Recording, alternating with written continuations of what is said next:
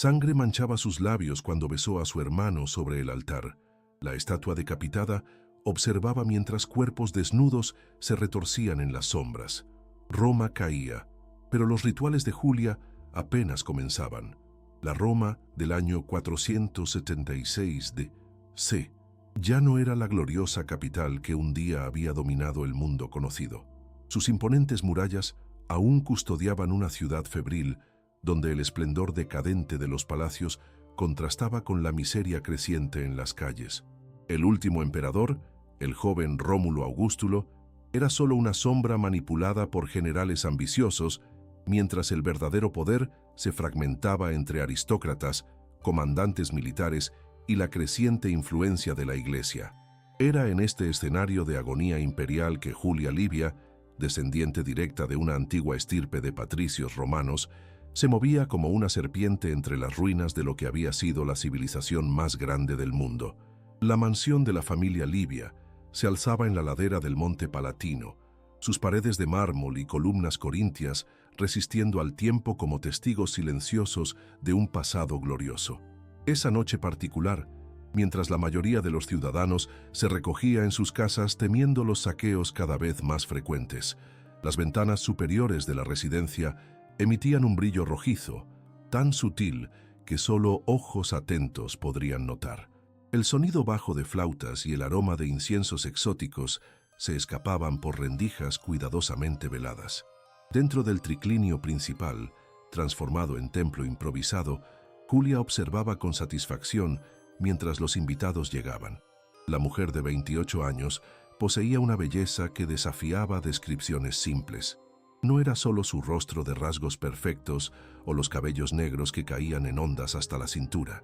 Era algo en sus ojos, profundos y oscuros como pozos sin fondo, que parecía ver más allá de las apariencias, penetrando en el alma de quien la mirara demasiado tiempo.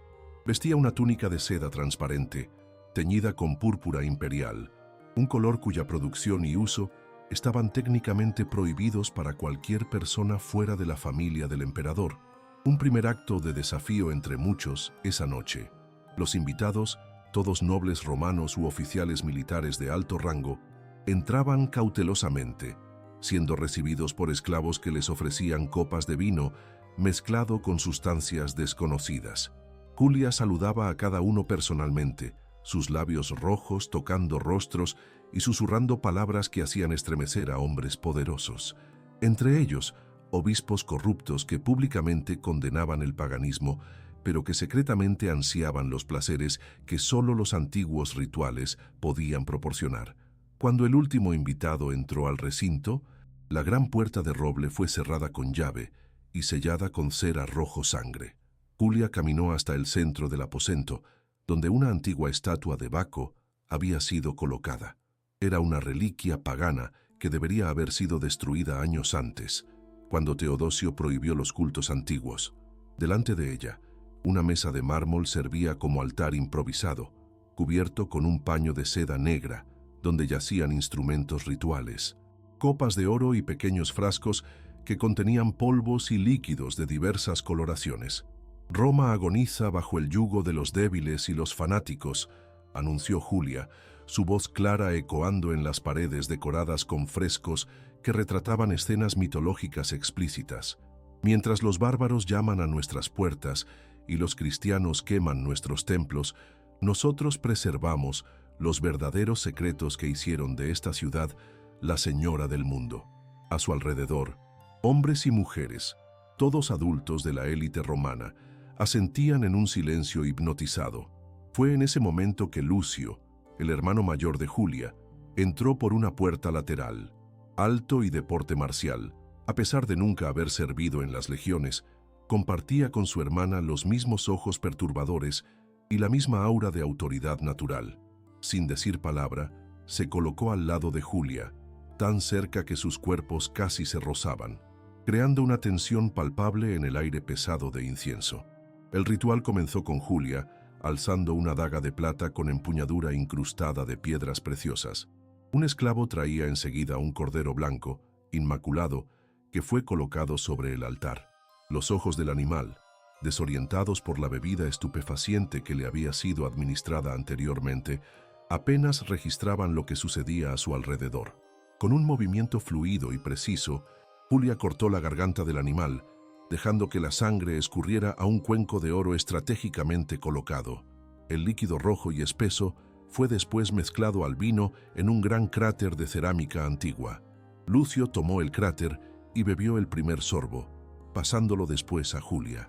La mirada que intercambiaron durante ese pasaje contenía una intimidad prohibida que hizo que varios invitados desviaran la mirada, mientras otros observaban con fascinación mórbida. Después de beber, los hermanos pasaron el recipiente para que circulara entre los presentes, cada uno sorbiendo el líquido metálico e intoxicante. A medida que la mezcla de vino, sangre y hierbas alucinógenas comenzaba a surtir efecto, la ceremonia evolucionaba hacia algo más primitivo y carnal. Julia, tomando la iniciativa, comenzó a desnudarse lentamente, cada movimiento calculado para hipnotizar a la audiencia ya entorpecida. Su cuerpo, ahora completamente expuesto, había sido anteriormente pintado con símbolos antiguos, en tinta dorada, que relucía a la luz titilante de las antorchas. Lucio la siguió, revelando un torso cubierto por los mismos símbolos rituales. Cuando ambos estaban desnudos, se abrazaron de una forma que trascendía cualquier demostración aceptable de afecto fraternal. Sus labios se encontraron en un beso profundo y prolongado, mientras sus manos exploraban los cuerpos uno del otro sin ningún reparo. Este era el señal para que los otros participantes también se desnudaran y se unieran a lo que rápidamente se transformaba en una orgía ritualística. Un senador anciano, cuyas opiniones conservadoras eran bien conocidas en el foro público, ahora se retorcía en el suelo con dos jóvenes patricias. Un comandante militar cuya fama de crueldad se extendía por todo el imperio gemía como un niño mientras era dominado por prácticas que jamás admitiría fuera de aquellas paredes. Obispos y diáconos, que durante el día predicaban virtud y castidad, ahora participaban en actos que serían considerados heréticos por cualquier estándar. En el centro de todo, Julia y Lucio permanecían como núcleo gravitacional del caos sensorial que habían orquestado. Entre besos y caricias cada vez más íntimas, Julia susurraba palabras en una lengua antigua, olvidada por todos, excepto por los más dedicados estudiosos de los misterios paganos. Era una invocación a dioses, cuyos nombres la Iglesia había intentado borrar de la historia, entidades que exigían devoción expresada a través de la transgresión de todos los tabúes. Horas pasaron en aquel frenesí de cuerpos y rituales, la distinción entre lo religioso y lo carnal completamente disuelta. Cuando finalmente los efectos de las sustancias comenzaron a disminuir y los participantes caían exhaustos sobre cojines y alfombras, Julia permanecía despierta y alerta, observando con satisfacción calculada el resultado de su obra. Llamó entonces a su esclava de confianza, Nisa, una griega de mediana edad que servía como su sacerdotisa auxiliar y confidente. «Asegúrate de que todos regresen a sus casas antes del amanecer», instruyó en voz baja para no despertar a Lucio. «Y ya recuérdales que lo que sucede en estas paredes permanece sellado por juramentos de sangre». Mientras los invitados comenzaban a despertar de su estado de trance inducido, Julia se retiró a sus aposentos privados, seguida de cerca por Lucio. Allí, lejos de las miradas de los otros, los hermanos finalmente podían discutir el verdadero propósito detrás de esa noche de excesos. ¿El general Orestes estuvo presente como esperábamos?, preguntó Lucio, refiriéndose al poderoso comandante militar que controlaba al joven emperador como una marioneta. «Sí», respondió Julia, una sonrisa satisfecha dibujándose en sus labios aún manchados de vino y sangre. «Y bebió más que cualquier otro. Para el final de la semana, habrá compartido con nosotros secretos que ni su esposa conoce. ¿Y el obispo Severo? Ese hipócrita». Julia rió suavemente. Pasó toda la noche entre los brazos de dos muchachos. Si las cartas que escribió durante su delirio llegaran a Roma, sería excomulgado antes del próximo domingo. Los hermanos intercambiaron miradas de complicidad que iban mucho más allá del parentesco o incluso de la lujuria compartida. Era la complicidad de conspiradores que usaban el placer y el vicio como armas en un juego de poder mucho más complejo. «El imperio está cayendo, hermano», dijo Julia, su expresión súbitamente seria. «Los godos, vándalos y hunos despedazan nuestras fronteras. Pronto, Roma será solo una sombra de lo que fue, pero a través de estos rituales preservamos no solo el conocimiento de los antiguos, sino también garantizamos nuestra propia supervivencia». Lucio asintió gravemente. «Mientras tengamos control sobre los vicios de estos hombres poderosos, podremos navegar con seguridad a través del colapso que se avecina», lo que ninguno de los dos mencionó, pero ambos sabían perfectamente, era que sus rituales tenían otro propósito aún más sombrío. Según textos antiguos encontrados en un templo abandonado de Mitra, la unión carnal entre hermanos de linaje noble, cuando realizada bajo condiciones específicas y acompañada de los sacrificios adecuados, podría generar un niño dotado de poderes extraordinarios. Un niño que podría, quizás, revertir la caída del imperio o, al menos, asegurar que la sangre imperial continuara fluyendo incluso después de la inevitable caída de Roma. La mañana siguiente trajo a Roma un cielo gris, como si los propios dioses antiguos anunciaran su desaprobación sobre la ciudad decadente. En las calles cercanas al foro, mercaderes instalaban sus puestos mientras sacerdotes cristianos caminaban apresuradamente hacia las primeras oraciones, ignorantes de los rituales paganos que habían tenido lugar durante la noche. A pocos metros de allí, en el interior de una antigua basílica convertida en iglesia, el obispo Severo se arrodillaba ante el altar, su rostro contorsionado en una expresión de agonía que nada tenía que ver con devoción religiosa. Severo sentía su cuerpo cubierto por una fina capa de sudor frío, mientras imágenes de la noche anterior invadían su mente. Intentaba rezar, pero las palabras sagradas sonaban vacías mientras recordaba sus propios gemidos. El sabor metálico del vino mezclado con sangre, los cuerpos entrelazados en la oscuridad, y la peor que todo, recordaba a Julia observándolo con esos ojos que parecían absorber su alma, mientras él escribía cartas comprometedoras en su delirio inducido. «Dios me perdone», murmuraba repetidamente, pero sabía que no sería la última vez que atendería el llamado de Julia.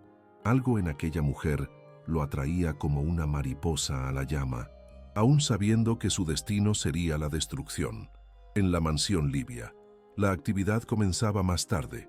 Esclavos se movían silenciosamente, limpiando todos los vestigios de la ceremonia nocturna. Vasijas eran lavadas con hierbas especiales que eliminaban cualquier residuo de sangre. Inciensos purificadores quemaban en braseros de bronce para disipar los aromas de la orgía ritual. Telas manchadas eran quemadas en hornos en la parte trasera de la propiedad. En sus aposentos privados, separados del resto de la mansión por pesadas cortinas de seda carmesí, Julia despertaba lentamente. Su cuerpo desnudo aún exhibía marcas de la noche anterior, rasguños superficiales y manchas de vino seco que se asemejaban a sangre coagulada. A su lado, Lucio dormía profundamente, su pecho subiendo y bajando en una respiración pesada. La mujer observó a su hermano por unos instantes, sus ojos calculadores evaluando cada detalle de su rostro, como si fuera un objeto y no una persona. Había afecto allí, pero era algo distorsionado, mezclado con ambición y un sentido de posesión que trascendía cualquier noción normal de amor fraternal. Para Julia, Lucio era simultáneamente un instrumento de poder y una extensión de sí misma, la otra cara de la moneda de su propia existencia. Se levantó sin despertarlo y caminó hasta una pequeña mesa donde reposaba un espejo de plata pulida. Examinó su reflejo cuidadosamente, buscando señales de envejecimiento o debilidad. A los 28 años, aún conservaba la belleza que le servía como arma, pero sabía que el tiempo era un enemigo implacable. Los rituales no eran solo por el poder o por el placer, eran también una búsqueda por la inmortalidad que los antiguos textos prometían a los practicantes más dedicados. Un leve ruido en la puerta anunció la llegada de Nisa, que entró cargando una bandeja con frutas frescas y una copa de vino diluido con agua. La esclava griega, cuyos cabellos canosos contrastaban con un rostro que conservaba rasgos de belleza pasada, Se movía con la familiaridad de quien conocía todos los secretos de su señora. Las cartas fueron enviadas como se ordenó. Domina, informó en voz baja, para no despertar a Lucio. Los invitados regresaron a sus casas antes del amanecer. Solo el senador Quinto fue visto por algunos pescadores cuando su carro salía de la mansión. Quinto siempre fue descuidado, comentó Julia con desdén, tomando un trozo de durazno de la bandeja. La próxima vez, quizás sea mejor mantenerlo aquí hasta que las calles estén completamente desiertas. Nisa dudó antes de continuar. Hay otra cuestión, Domina. Un mensajero llegó al amanecer con noticias del norte. Odoacro avanza con sus cérulos y rugios en dirección a Rávena. Dicen que pretende deponer al emperador. El rostro de Julia permaneció impasible, pero algo en sus ojos brilló. No era miedo, sino excitación. El niño emperador no significa nada, es solo un símbolo. El verdadero poder está en manos de hombres como Orestes, y en las sombras, en manos de personas como nosotros. Hizo un gesto desdeñoso y añadió, «Prepara mi baño. Hoy recibiré visitas importantes». Mientras la esclava se retiraba, Julia volvió su atención a un pequeño cofre de madera tallada, protegido por una cerradura compleja. De dentro, retiró un pergamino antiguo, tan frágil que parecía poder desintegrarse al tacto. Era un texto en griego arcaico, recuperado de las ruinas de un templo en Alejandría antes de que los cristianos lo quemaran. El documento detallaba rituales aún más antiguos que los practicados la noche anterior, ceremonias que exigían sacrificios mayores y promesas más sombrías. Lucio despertó finalmente, observando a su hermana con ojos entornados. «¿Qué estás haciendo?» «Preparándonos para el próximo paso», respondió sin desviar los ojos del pergamino. «El imperio caerá pronto, hermano. Necesitamos estar listos». En la tarde de ese mismo día, mientras el sol luchaba por penetrar a través de las nubes pesadas, Julia recibió una visita inesperada. El general Orestes, hombre de mediana edad cuya barba canosa y cicatrices de batalla le conferían una apariencia austera, llegó sin previo aviso, acompañado solo por 2 guardias personales que fueron instruidos a esperar del lado de afuera. Julia lo recibió en el atrio de la mansión, ahora impecablemente limpio y adornado con flores frescas que disimulaban cualquier vestigio de los eventos nocturnos. Vestía una estola púrpura más recatada, aunque aún lujosa, y sus cabellos habían sido arreglados en un peinado elaborado que realzaba la gracia de su cuello. «General», saludó con una reverencia calculadamente respetuosa. «¡Qué honor inesperado!». Orestes no respondió inmediatamente. Sus ojos recorrieron el ambiente, como si buscaran evidencias de algo que no lograba nombrar. Cuando finalmente habló, su voz sonó más ronca que lo habitual. «No recuerdo claramente cómo salí de su casa anoche, noble Julia. Parece que el vino era más fuerte de lo que estoy acostumbrado». Una sonrisa enigmática se dibujó en los labios de Julia. «Los vinos de nuestra bodega familiar provienen de viñedos antiguos, cultivados con métodos que se remontan a los tiempos de Augusto. Pocos hombres logran apreciarlos sin ser afectados por su carácter único. Tuve sueños perturbadores», continuó el general, acercándose unos pasos. «Visiones que un hombre en mi posición no debería admitir ni para sí mismo». «Los antiguos creían que los sueños eran mensajes de los dioses», respondió Julia suavemente. «Quizás los suyos estén intentando comunicar algo importante». La tensión entre ellos era palpable, no solo sexual, sino cargada de amenazas veladas y conocimientos peligrosos. Orestes sabía que algo había sucedido la noche anterior, algo que podría destruir su reputación y posición si saliera a la luz pública. Y Julia, como una araña en el centro de su telaraña, aguardaba el momento perfecto para utilizar esa información. «Vine a hacerle una advertencia, noble Julia», dijo finalmente el general, su tono endureciendo. «Hay rumores sobre rituales paganos siendo practicados en ciertas casas aristocráticas. El obispo de Roma está presionando por investigaciones más rigurosas. Sería lamentable si su familia fuera implicada en tales acusaciones». Julia inclinó ligeramente la cabeza, como una depredadora evaluando a su presa. «Es mucha amabilidad de su parte preocuparse por nuestro bienestar, general, pero permítame retribuir con otra advertencia. Muchos hombres poderosos tienen secretos que preferirían mantener en las sombras. Algunos de esos secretos están bien guardados en mi memoria. Por un instante, algo parecido al miedo pasó por los ojos del experimentado comandante militar. Se recompuso rápidamente, pero no antes de que Julia captara ese momento de debilidad. «Vivimos tiempos peligrosos», dijo por fin, preparándose para partir. «Roma ya no es lo que era». «Cuídese, noble Julia». «Roma nunca muere, general», respondió ella con una certeza inquietante. «Solo se transforma, como todos nosotros». Tras la salida de Orestes, Julia convocó inmediatamente a su hermano y a Nisa para una reunión privada en sus aposentos. Su rostro, antes una máscara de cortesía aristocrática, ahora exhibía la intensidad depredadora que solo sus más cercanos confidentes conocían. «Orestes está asustado», anunció con satisfacción evidente. «Los efectos de las drogas en el vino lo dejaron vulnerable, y ahora él teme lo que pueda haber revelado o hecho durante el ritual». «Eso es peligroso», alertó Lucio, más cauteloso que su hermana. «Él controla el ejército. Si decide actuar contra nosotros, él no hará nada», interrumpió Julia con confianza absoluta. «No mientras tengamos las cartas que escribió durante su trance, detallando su conspiración para derrocar al emperador y asumir el poder. Cartas que serían muy interesantes para Odoacro y sus bárbaros». Nisa, que rara vez se pronunciaba sin ser solicitada, habló entonces. «Domina, la visita del general después de la ceremonia no es casualidad. Los espíritus están inquietos. Los sacrificios de ayer abrieron puertas que quizás no podamos controlar». Julia lanzó a la esclava una mirada penetrante. Nisa era más que una sirvienta.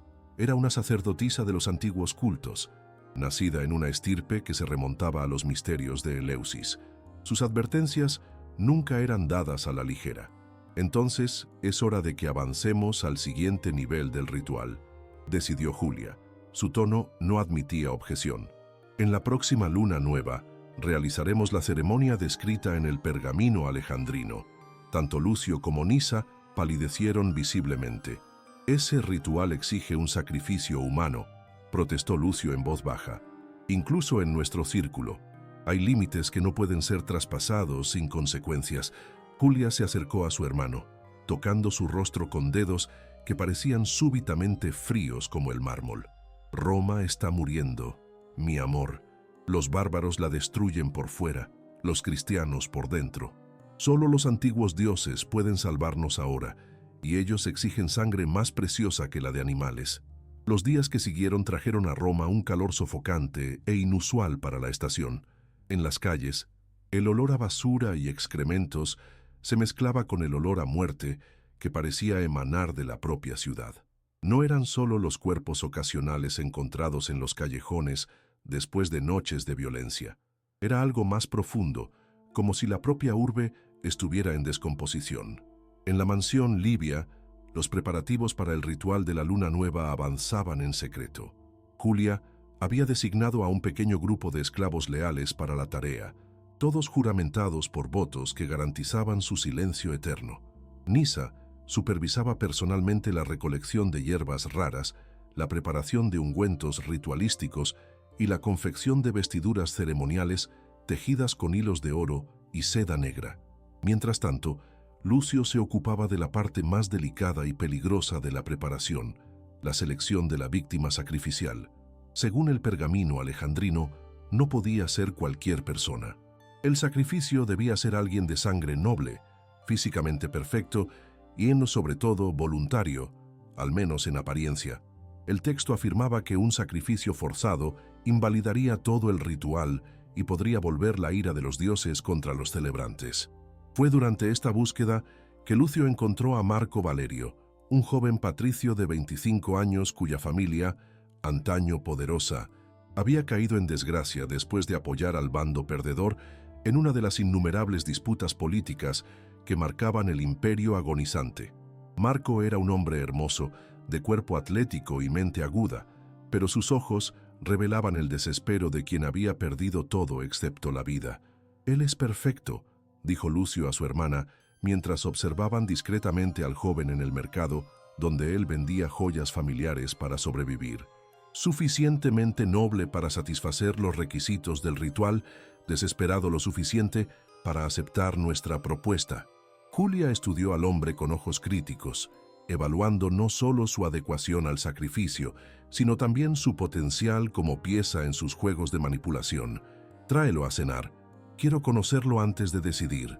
Esa noche, Marco Valerio fue recibido en la mansión Livia con una hospitalidad calculada para impresionar a alguien que había conocido tiempos mejores. El triclinio, iluminado por decenas de lámparas de aceite perfumado, exhibía la opulencia que la familia aún mantenía. Esclavos servían platos elaborados en vajillas de plata, mientras músicos tocaban melodías suaves en un rincón discreto. Marco, vistiendo su mejor toga, visiblemente gastada, pero aún digna, intentaba esconder su asombro ante el lujo que ya no formaba parte de su vida. Julia, usando un vestido azul oscuro que realzaba la palidez de su piel y el negro de sus cabellos, lo observaba atentamente, midiendo cada reacción. «Su familia tiene una estirpe antigua y respetable», comentó ella, mientras un esclavo servía vino en copas de cristal. «Los Valerios sirvieron a Roma desde los tiempos de la República, y Roma nos olvidó rápidamente cuando dejamos de ser útiles», respondió él con amargura mal disimulada. Julia sonrió, una sonrisa que no alcanzaba sus ojos. «Roma nunca olvida, Marco Valerio.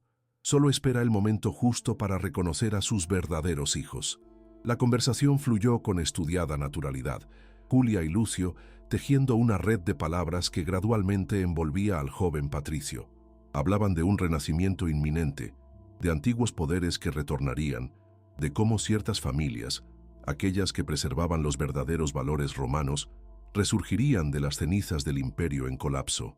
«Los cristianos y los bárbaros piensan que vencieron», dijo Lucio en un momento dado, su voz bajando a un tono casi conspiratorio. «Pero ellos no comprenden los misterios que nuestras familias han preservado por generaciones». Los ojos de Marco brillaron con interés genuino. Como muchos jóvenes aristócratas educados en las tradiciones clásicas, él se resentía de la creciente influencia cristiana y la pérdida de las antiguas prácticas paganas que habían definido la identidad romana durante siglos. «¿Qué misterios son esos?», fue el momento que Julia aguardaba, inclinándose ligeramente hacia adelante, como si estuviera a punto de compartir un secreto precioso. Dejó que su mano tocara ligeramente la de Marco. «Misterios que pocos son dignos de conocer. Rituales que conectan a los iniciados directamente con los dioses que hicieron de Roma la señora del mundo».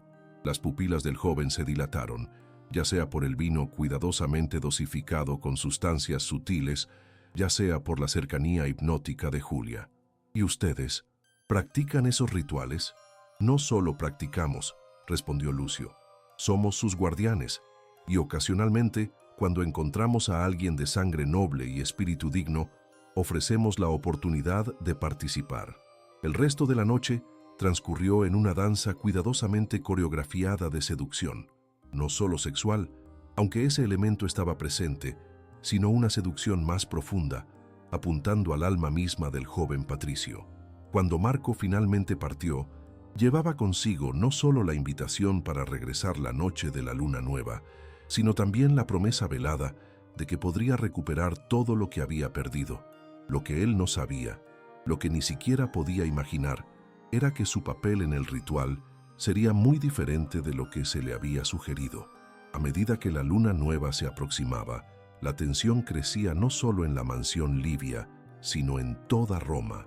Noticias del norte confirmaban los peores temores. Odoacro había sitiado Rávena, donde el joven emperador y su padre, Orestes, estaban atrincherados. Era cuestión de tiempo hasta que la ciudad cayera, sellando el destino del ya moribundo imperio occidental. La víspera del ritual, Julia se encontró secretamente con el obispo Severo en una pequeña casa apartada del centro, propiedad de un comerciante que debía favores a la familia Livia. El religioso, cuya posición oficial exigía que condenara cualquier práctica pagana, temblaba visiblemente mientras aguardaba la llegada de la mujer que conocía sus secretos más íntimos. «Las patrullas de la iglesia están más vigilantes», informó así que quedaron a solas. 3 casas fueron invadidas la semana pasada bajo sospecha de prácticas paganas. Familias enteras fueron llevadas. Julia demostró solo leve interés. ¿Y fueron encontradas evidencias? En una de ellas, sí, estatuas antiguas, textos prohibidos. El patriarca fue ejecutado públicamente como ejemplo. El obispo hizo una pausa, como si dudara en continuar. Hay rumores de que buscan específicamente evidencias de sacrificios humanos. Un silencio pesado cayó sobre el aposento. Julia estudió el rostro del obispo, notando las ojeras profundas, los temblores ocasionales en las manos, los ojos que no lograban fijarse en los de ella por más de unos segundos. ¿Me delatarías, Severo? Después de todo lo que compartimos, el hombre palideció aún más. Nunca. Yo solo estoy preocupado. Lo que planea hacer es peligroso, incluso para alguien con sus conexiones. ¿Sabe lo que es más peligroso, obispo? Julia se acercó, su voz súbitamente fría como el viento del invierno. La incertidumbre. No saber si la persona en quien confía mantendrá su silencio. Sus dedos tocaron el rostro del hombre en una caricia que más parecía una amenaza. Estaré esperando su presencia mañana por la noche. No me decepciones. Cuando la noche del ritual finalmente llegó, la mansión libia parecía abandonada vista desde afuera. Ninguna luz visible, ningún sonido que pudiera atraer atención indeseada. Pero en el subsuelo, en una cripta antigua que precedía a la propia mansión, decenas de antorchas y braseros iluminaban un espacio circular donde generaciones de patricios habían realizado ceremonias secretas. Los invitados llegaban individualmente, usando capas con capuchas que ocultaban sus rostros. Eran menos numerosos que en la ceremonia anterior, solo aquellos del círculo más íntimo, aquellos que Julia sabía estaban demasiado comprometidos para traicionarla. El obispo Severo, el senador Quinto, dos comandantes militares de alto rango y algunas mujeres de la aristocracia cuyo apetito por transgresión rivalizaba con el de la propia anfitriona.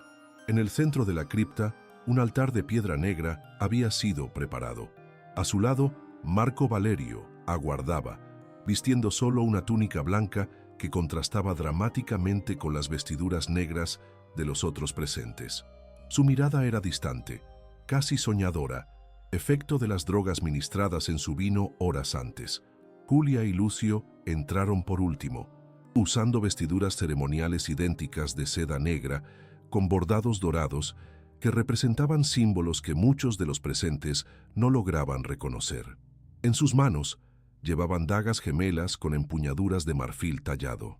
«Esta noche», comenzó Julia, su voz ecoando en las paredes antiguas, «mientras Roma tiembla al borde de la extinción, nosotros recurrimos a los poderes que hicieron de esta ciudad el centro del mundo. Los dioses antiguos, los verdaderos dioses, exigen sacrificios a la altura de su grandeza». Lucio continuó, como si compartieran una única mente. «La sangre noble siempre fue la más poderosa, la más potente.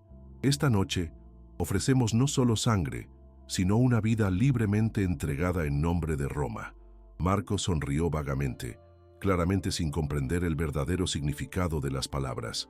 En su estado alterado, se imaginaba participando en un ritual de iniciación que lo elevaría a las mismas alturas de poder que sus anfitriones ocupaban.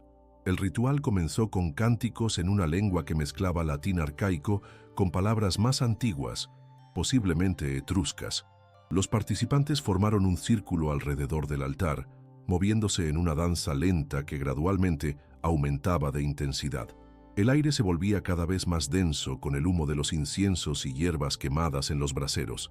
En el auge de los cánticos, Julia hizo una señal y dos esclavos musculosos condujeron a Marco hasta el altar, acostándolo de espaldas sobre la piedra fría. El joven no ofreció resistencia, sus ojos fijos en algún punto invisible encima de él, una sonrisa serena en sus labios. «Por los antiguos dioses», proclamó Julia, alzando su daga, «ofrecemos esta sangre voluntariamente derramada, que el imperio renazca de las cenizas, que nuestros enemigos perezcan, que el poder regrese a manos de aquellos que han preservado los verdaderos misterios». Fue en ese momento que lo inesperado sucedió. Uno de los invitados, que hasta entonces había permanecido en silencio en las sombras, avanzó súbitamente, echando hacia atrás la capucha que ocultaba su rostro. Era el general Orestes, sus ojos ardiendo con una mezcla de furia y terror. «Esto es una locura», gritó, interrumpiendo el ritual. «Ustedes no están salvando a Roma, están conspirando para su destrucción final». Y así termina la historia de Julia Livia, la noble romana cuyos rituales profanos marcaron los últimos suspiros de un imperio agonizante. Sus juegos de poder, manipulación y sacrificio no impidieron la caída de Roma, y su propio fin fue tan brutal como los rituales que practicaba. La cripta donde realizó su último rito fue sellada con fuego y piedra, una tumba eterna para ambiciones que desafiaron a dioses antiguos y nuevos. Cuando pensamos en los horrores que presenciamos, la sangre derramada sobre altares profanos, los cuerpos entrelazados en éxtasis y agonía, la manipulación fría de almas desesperadas, somos forzados a contemplar los límites de la búsqueda humana por el poder. ¿Hasta dónde iría usted para preservar su mundo en colapso? ¿Qué precio estaría dispuesto a pagar, o peor, hacer que otros paguen? No olvide explorar nuestros otros videos sobre los aspectos más oscuros de la historia que pocos se atreven a abordar. Agradecemos su compañía en este viaje a los rincones más oscuros del alma humana. Recuerde, los imperios caen, pero la oscuridad que habita el corazón de los poderosos es eterna.